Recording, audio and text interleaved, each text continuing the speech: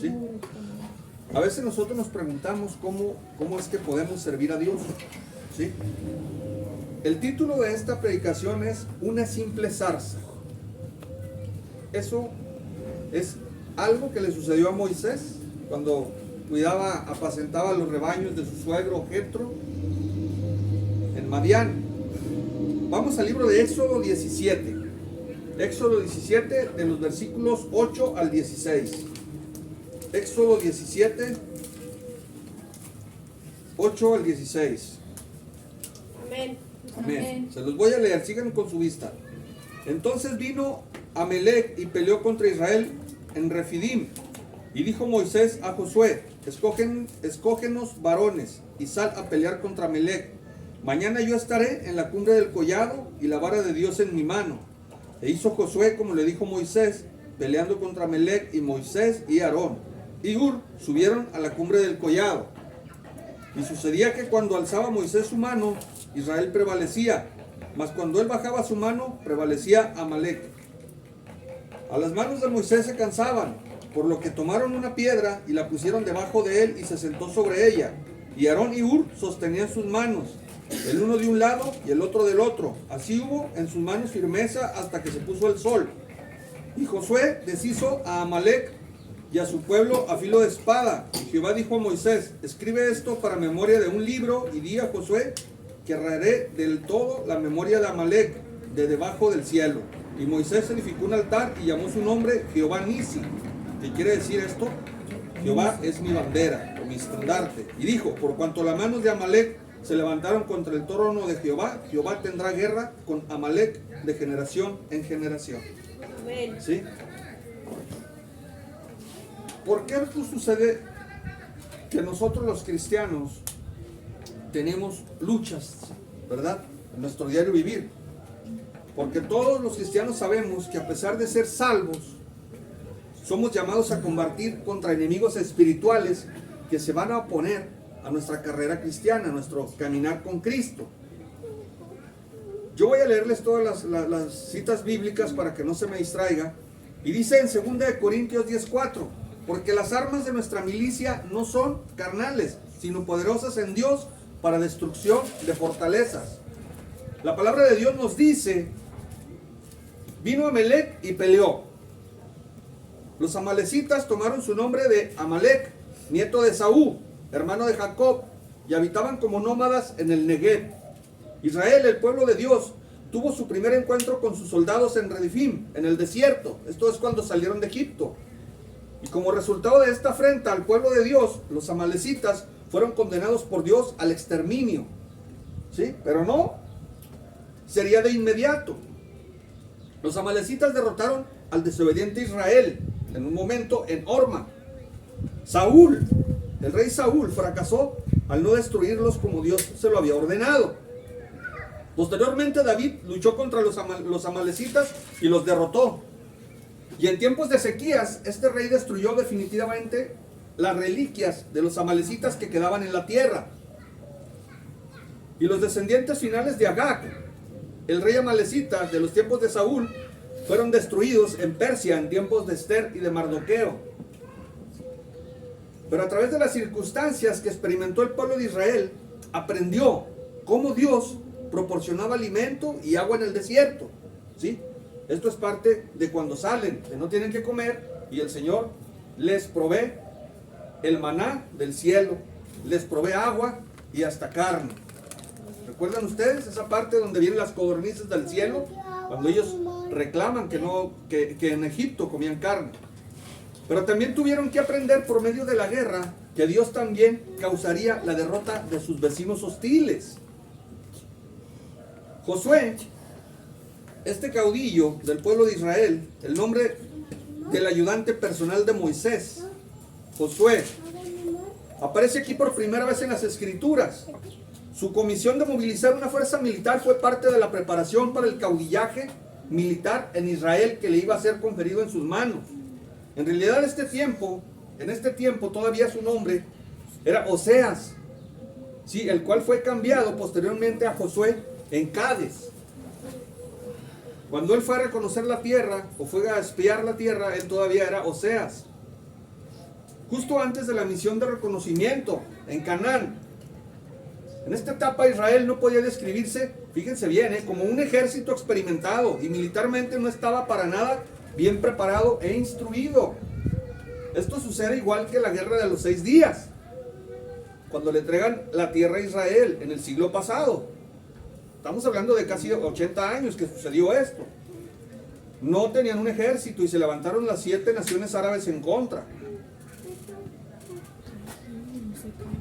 La vara de Moisés que sostenía en sus manos no era una varita mágica, ¿sí? Había sido anteriormente empleada para iniciar por medio del guía escogido de Dios como una señal de que Dios estaba con ellos para efectuar los milagros que se registraron en Egipto. Aquellos milagros que Dios hizo y acerca de los que había informado por anticipado a Moisés que iba a hacer. Por eso llegó a ser el símbolo de la poderosa marca personal de Dios. ¿Recuerdan ustedes que después volvieron a escoger un sacerdote y refloreció la vara de Aarón, verdad? Amén. Y con los brazos extendidos de Moisés significaba quizás un llamamiento a Dios. Y esto demostraba y reconocía que ellos tenían que depender de Dios para la victoria en la batalla y no en sus propias fuerzas. ¿Por qué pasaba esto de que levantaban las manos? Porque el pueblo de Israel alzaba sus manos cuando clamaba a Dios. Era una costumbre que ellos tenían de alzar sus manos cuando clamaban a Dios. Así nosotros también dependemos de Cristo Jesús en todo lo que concierne a nuestras vidas, en todas esas luchas que tenemos al diario, en nuestro diario vivir, porque solamente así tendremos la victoria en las batallas que libramos día a día. ¿Por qué? ¿Qué pasa? Porque si peleamos en nuestras propias fuerzas, las batallas nos van a salir mal. Si creemos que nosotros vamos a tomar decisiones correctas, sin estar en el camino del Señor, nos van a salir mal las cosas. ¿Qué pasa? Entonces, Amalek enfrentó a Israel y esto se transformó entre una guerra entre Dios y Amalek. Así dice la Escritura. Josué era joven todavía en la época del Éxodo.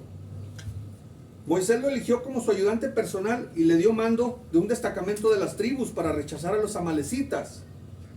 Estos eran descendientes de Amalek, un nieto de Esaú, ya lo dijimos. Por lo tanto, eran familiares del pueblo de Israel. Porque Esaú era hermano de Jacob. ¿Sí? Y Esaú y Jacob eran hijos de Isaac, nietos de Abraham. Por lo tanto, este pueblo eran parientes de Israel. Amén. Amén. Estos eran un pueblo nómada, particularmente hostil al pueblo de Israel. Esto representa las batallas y las luchas que enfrenta el cristiano, aún después de convertido. Estos se levantarán contra Israel con la esperanza de tomar el botín. Para eso se levantaron en contra y detenerlos en su carrera hacia la tierra prometida. Este era el objetivo. Era el objetivo de los amalecitas, despojar a Israel. Recuerden ustedes que cuando Israel fue echado de Egipto, les entregaron muchas cosas, los egipcios. Con tal de que se fueran, cuando mueren los primogénitos, les entregan todas sus riquezas, sus ganados. Y ellos llevaban mucho oro, mucha plata, muchas piedras preciosas, llevaban muchos ganados con ellos. Por eso los amalecitas querían despojarlos y al mismo tiempo cortar su carrera hacia la tierra prometida. Pero Moisés llamó a José y le ordenó que escogiera hombres para ir a la batalla contra los amalecitas. Mientras Moisés estaría en la cumbre del collado con la vara de Dios en sus manos, intercediendo por los suyos. Y Dios les dio la victoria contra los amalecitas a través de la oración. ¿Sí? A través de la oración. La intercesión. Y luchando con la ayuda del Espíritu Santo. Fue como les dio Dios la victoria. Con 3 sencillos pasos, Dios les dio la victoria a Israel. 1, oración, intercesión y luchando con la ayuda del Espíritu Santo. Amén. Amén. Amén. Amén. Como primer paso, tenemos el llamado a la batalla. Presten atención. El pueblo de Israel se encontró con el primer tropiezo. ¿Cuál tropiezo? El tropiezo que trataría de evitar el plan de Dios para llegar a Canaán. Pero Dios había preparado a los líderes con capacidades de enfrentar esta situación. En Refidim, los amalecitas atacaron al pueblo de Israel. Moisés ordenó a Josué que escogiera hombres para salir a pelear contra Amalec,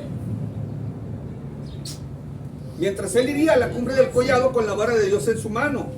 Josué hizo como Moisés le ordenó, pero a pesar de ser tan joven, Moisés lo eligió para dirigir las fuerzas armadas de Israel. Su habilidad y bravura iban unidas a su amor por Dios. Como general del ejército de Israel, Josué estaba logrando una experiencia valiosa para las grandes batallas que vendrían más adelante. Igual que a Josué, Dios también llama al cristiano de hoy día a pelear contra los poderes de las tinieblas, contra las tentaciones, contra nuestras propias debilidades, nuestras concupiscencias. Pero solamente echando mano de las armas de Dios podemos ser vencedores. Solamente calzándote de la armadura de Dios. Amén.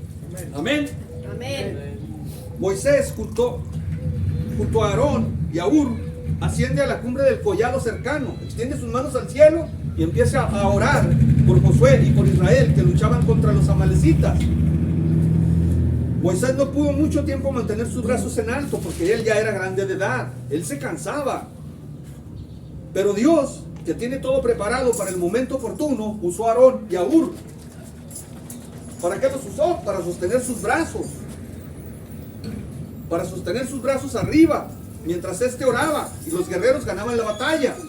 No dice la escritura, lo acabamos de leer, que mientras que sus brazos estaban en alto, el pueblo de Israel prevalecía con la batalla. Y cuando bajaba sus brazos, los amalecitas prevalecían. Y así nosotros, mis queridos hermanos, necesitamos aprender a levantar las manos de los líderes espirituales, orar por ellos, darles palabras de ánimo. Amén. ¿Sí? Es una forma de reanimar y apoyarles. No nos dejen solos. La iglesia de Cristo somos todos. Amén. Respalden con oración a sus pastores. No los dejen solos. Número 2. Respaldo en la oración. Dios les dio la victoria al pueblo de Israel usando como instrumento al joven Josué, el cual supo seguir la dirección de su líder Moisés. Obedeció lo que su líder le dijo. Y por su obediencia y amor a Dios, tuvo respaldo divino para triunfar en la batalla. Es necesario entender la importancia de seguir la dirección y obedecer a los superiores. Déjate instruir. Déjate instruir. Olvídate de lo demás. Déjate instruir. Si aquí hay palabra sana de Dios, déjate instruir. Si tú estás en un lugar donde no hay una palabra sana de Dios, huye de ahí. Pero en realidad no se ganó la batalla porque Moisés mantuviera sus manos arriba, pues tenerlas arriba o abajo no podía afectar la guerra. Esto era porque él clamaba a Dios. Mientras los israelitas peleaban, era costumbre del pueblo de Israel extender sus manos cuando clamaban a Dios, pero no tenían que ver nada las manos, era porque estaban clamando a Dios. Por eso la batalla fue ganada. Varios personajes lo hacen a lo largo de la historia. Dice 2 de Crónicas 6:13, Salomón se arrodilló y extendió sus manos al cielo. Lo mismo hizo David. Salmo 143:6 dice, extendí mis manos a ti. También lo vemos en Esdras 9:5, me postré de rodillas y extendí mis manos a Jehová mi Dios.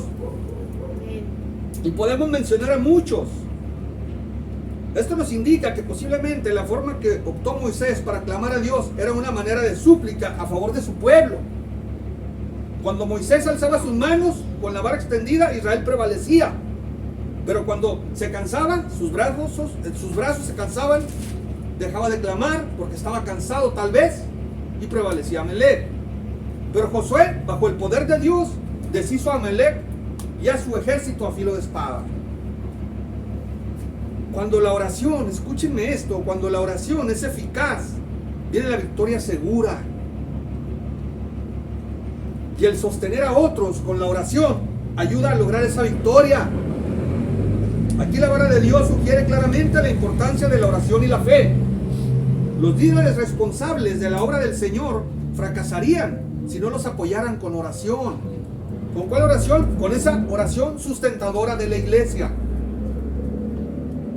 Por lo tanto te digo, hermano, hermana, ora por tu pastor, ora por tu familia, ora por tu hermana, ora por tu hermano, para obtener esa fortaleza espiritual y seguir en la batalla en el nombre de Cristo Jesús. Amén. Amén. Ayudémonos a mantener la victoria. Número 3, manteniendo la victoria. ¿Cómo vamos a lograr eso? Escuchen, Dios quiso que todo el mundo se enterara de este suceso victorioso. Y le dijo a Moisés, escribe esto para memoria en un libro. Y di a Josué que raeré de todo la memoria de Amalek de debajo del cielo. Fíjense bien, la promesa. Porque aquel que pone su mano sobre mi pueblo, el pueblo de Dios, sobre mis hijos, sufrirá graves consecuencias. Fíjate nada más la promesa que te hace Dios.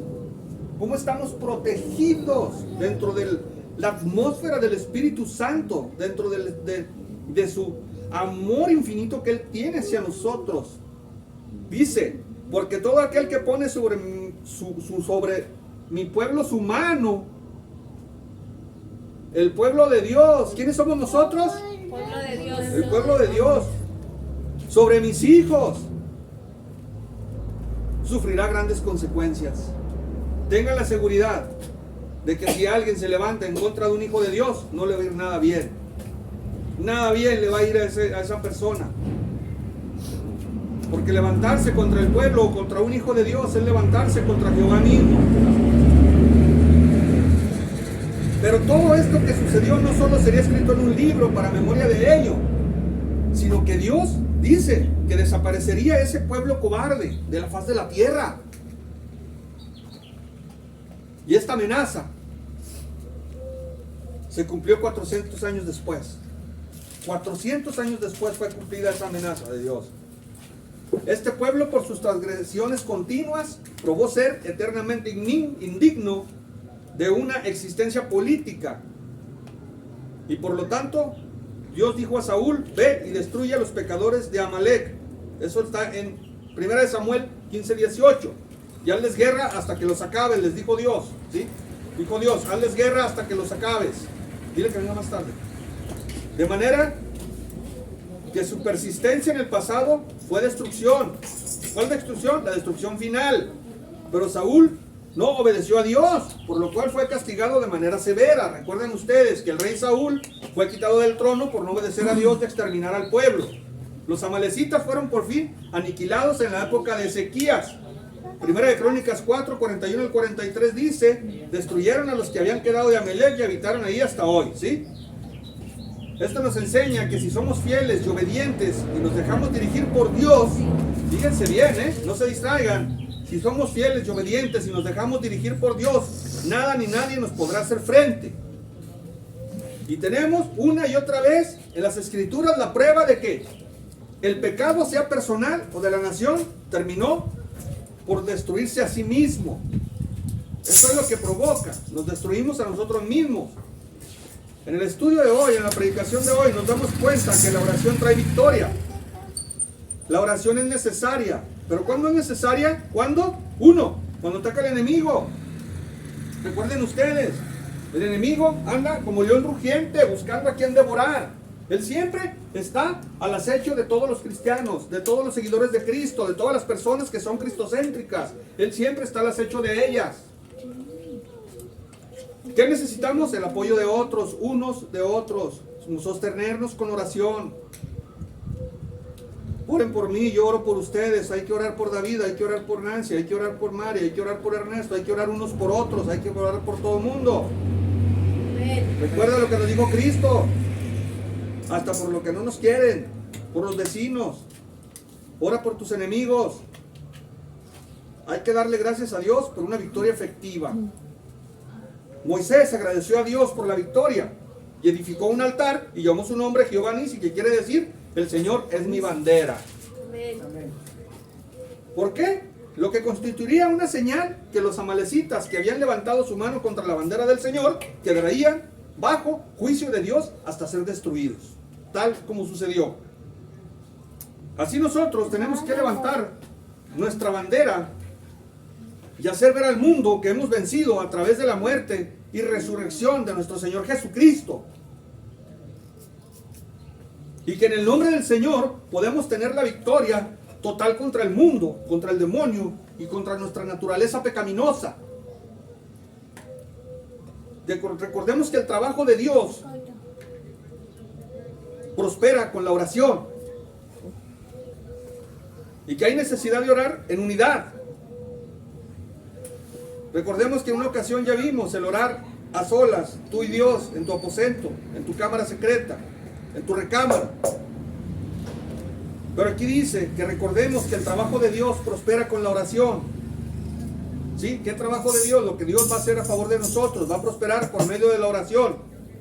Y que hay necesidad de orar en unidad. ¿Sí? Por eso los miércoles tenemos los miércoles de oración y de adoración al Señor. Amén. Amén. Amén. Para así poder testificar a las futuras generaciones que Dios contesta la oración. ¿A cuáles futuras generaciones? Pues aquí están, miren, y ahí vienen las futuras generaciones. Ahí está. Ahí están los niños y el que viene en camino ahí. Esas son las futuras generaciones a las que vamos a testificar que Dios contesta nuestras oraciones, que Dios obra a través de la oración. Amén. Y este es nuestro momento, hermanos, en la historia. Debemos seguir y servir a Cristo cada día durante el tiempo que tenemos de vida. Escuché decir por ahí que sean estos los mejores o los peores tiempos. Es el único tiempo con el que contamos. Este es un buen momento y un buen recordatorio para los cristianos. Esto es nuestro momento en la historia. Debemos servir al Señor cada día durante el tiempo que tenemos. Hoy en la tarde, hermanos, nos vamos a ir a repartir los folletos. Vamos a ganar almas para Cristo. Amén. Amén. Pero ¿cómo debemos o cómo podemos servir a Dios? ¿Cómo podemos ser victoriosos para Cristo? O pregúntese usted mejor, ¿qué es lo que caracteriza a un obrero cristiano genuino y triunfante? ¿Sí? ¿Qué es lo que caracteriza a un obrero genuino y triunfante? Muchos cristianos, no vamos a hablar de la gente de fuera de la iglesia, sino muchos cristianos creen que si trabajan arduamente y oran lo suficiente, entonces serán victoriosos. ¿Verdad? Permítame decirles que esa es la esencia del legalismo. Y por más sincero que sea un legalista, si su fe está puesta en sí mismo y no en el Cristo viviente, sin lugar a dudas va camino al fracaso. Tal fue el caso de Moisés, recordemos, cuando mató al egipcio que había golpeado a un esclavo hebreo. ¿Fue sincero en sus intenciones? Sí, fue sincero, pero estaba confiando en sus propias fuerzas, las armas de la carne. Todavía no había encontrado a Dios. Y esa es la situación de muchos de nosotros. Pero un día, hermanos, escuché un sermón que llevaba por título "Cualquier simple zarza sirve", siempre y cuando Dios esté en la zarza. ¿Sí? Cualquier zarza sirve, pero siempre y cuando Dios esté en la zarza. Amén. Amén. Ese sermón decía que Moisés tuvo que pasar 40 años en el desierto cuidando las ovejas de Jetro, su suegro. Esto sirvió a Moisés para darse cuenta que él no era nada. Después de tener un principado, él era príncipe de Egipto, tener todos los lujos, fue educado en todo lo que educaban a los príncipes de Egipto. Durante esos 40 años se dio cuenta que él no era nada. Y así muchos de nosotros, al llegar a los pies de Cristo, nos damos cuenta de que no éramos nada. Por mucho que hayamos tenido, por mucho que hayamos hecho, por mucho que hayamos gastado, por mucho que hayamos viajado, cuando llegamos a los pies de Cristo, realmente nos convertimos a Cristo genuinamente, nos damos cuenta que sin Cristo no éramos nada. Amén. Amén. Y ahora, Amén. aunque no tengas nada, pero tienes a Cristo, lo tienes todo. Ese sermón decía en Éxodo 3, 1 y 4, yo se los voy a leer, que Dios estaba comunicando un mensaje a Moisés. Decía, no necesito una zarza bonita, educada ni elocuente. Cualquier zarza sirve. siempre que yo esté en la zarza, dice el Señor. Amén. Amén. ¿Por qué? Escúchenme esto, porque no serás tú haciendo algo para mí, dice el Señor, sino yo haciendo algo a través de ti. Pregunto, escúchenme, presten atención, ¿cuántas zarzas hoy hay aquí? ¿Cuántas zarzas quieren convertir esa zarza en que habita Dios? ¿Cuántos quieren esa zarza? Amén. Amén. ¿Cuántos quieren servir a Dios? Amén. No serás tú haciendo algo para Dios, sino Dios haciendo algo a través de ti. Amén. Amén. Muy importante esto, entenderlo. Además, aquella zarza del desierto era un montón de ramitas secas que apenas habían crecido, y sin embargo Moisés tuvo que quitarse el calzado de sus pies. ¿Saben por qué? Porque estaba pisando tierra santa. Y era una simple zarza pequeñita, en que la presencia de Dios ahí estaba en ese momento. Y Moisés tuvo que quitarse el calzado de sus pies, porque era en ese momento que Dios estuvo en esa zarza, se convirtió en tierra santa. Levántala. ¿Por qué? Ya que Dios estaba en esa zarza. Levanta la Biblia. Cuando ese sermón terminó citando Gálatas 2:20, permítame decirle que el mensaje que estaba yo escuchando adquirió sentido. Dice Gálatas 2:20, con Cristo estoy juntamente crucificado, y ya no vivo yo, mas vive Cristo en mí, y lo que ahora vivimos en la carne, lo vivimos en la fe del Hijo de Dios, el cual nos amó y se entregó a sí mismo por nosotros. ¿Quién estaba en mi corazón? Al final, Dios estaba en control de mi zarza. Amén. ¿Cuántos aquí hoy quieren que Dios tome control en sus zarzas? Amén. Los que quieran a Jesús, o que Jesús controle su zarza, dígale al Señor, quiero que tomes el control de mi zarza. Repite conmigo, por favor, hermano, hermana. Quiero, Señor, que tomes el control de mi zarza. Quiero, Señor, que tomes el control de mi zarza. Quiero amarte y dejar que hagas de tus maravillas a través de mí. Quiero amarte y dejarte Que hagas de tus maravillas a través de mí. a través de mí. Amén. Amén. Como consecuencia de nuestra unión con Jesús, nuestro recurso interno es Dios mismo. Cuando entendamos esta verdad, mis hermanos, Dios nos da una perspectiva de nosotros mismos y comprendemos que tenemos valor. Y tal vez sea tu situación hoy.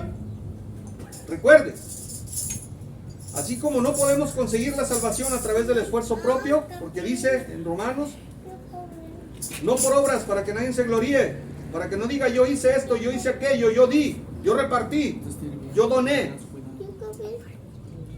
Tampoco podemos obtener la victoria de esta otra manera, sin la oración, sin Dios, sin Cristo.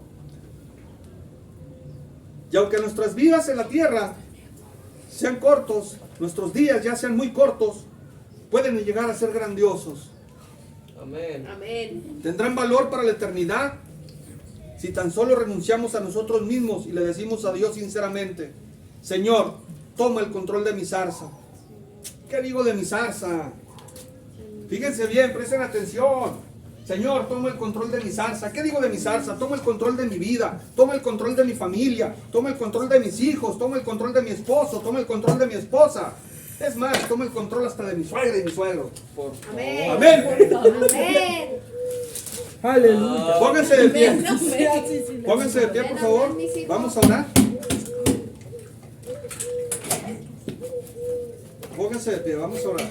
En este mensaje tan corto que Dios nos dio, tenemos que atesorar en nuestro corazón que esas zarzas que tenemos dentro de nosotros, esas zarzas que nos representan a cada uno de nosotros, tienen que tener a Dios. Amén. Para que esa zarza sea una zarza efectiva, para poder ser un siervo efectivo de Dios, un siervo genuino de Dios, tenemos que tener a Dios con nosotros. Tenemos que tener el Espíritu Santo con nosotros y tenemos que dejarnos guiar por el poder del Espíritu Santo para poder ser de bendición a otros, para poder llevar las nuevas buenas del Evangelio de Jesucristo, para poder salvar todas esas almas que van a llegar a los pies de Cristo aquí en esta casa que ha sido hecha exclusivamente por nuestro Señor, no por nosotros ni en nuestras fuerzas. Desde antes de la fundación del mundo, el Señor sabía que Casa de Restauración Oasis ya iba a existir. Esta casa que ha sido consagrada como casa de Dios y puerta del cielo, va a ganar muchas almas para nuestro Señor. A nosotros no nos interesan que sean las almas más pobres de esta colonia o de la que vengan, o los más ricos. Aquí no nos interesa si estás tatuado o si no estás tatuada. Nos interesa que tu alma sea salvada y llegues a la meta que es Cristo Jesús. Amén. Vamos a hacer una oración para despedirnos. Señor, en esta tarde, Padre, te damos gracias, Padre mío. Gracias, Padre. Y te pedimos que tomes el control de nuestra zarza, Padre. Te pedimos, Padre, que esta humilde zarza que representamos cada uno de nosotros, Padre, sean dignas, Padre, de servirte. Te pedimos, Padre, que mores en nosotros, Señor. Así como en esa zarza, Padre, tú estuviste. Así te pedimos, Padre, que tu Santo Espíritu more dentro de nosotros, Padre, ya que nuestros cuerpos son templo de tu Espíritu, Padre. En el nombre poderoso de Jesús, yo te doy gracias, Padre, por cada uno de mis hermanos. Levante su mano derecha, por favor. Vamos a la bendición sacerdotal. Señor, por favor, Padre mío, haz descender todas las bendiciones que tú le diste a tu hijo Abraham, a tu hijo Isaac y a tu hijo Jacob, que desciendan sobre cada uno de mis hermanos en el poderoso nombre de Jesús. Amén. Amén. Y amén. Y amén. Están despedidos, mis hermanos. Amén.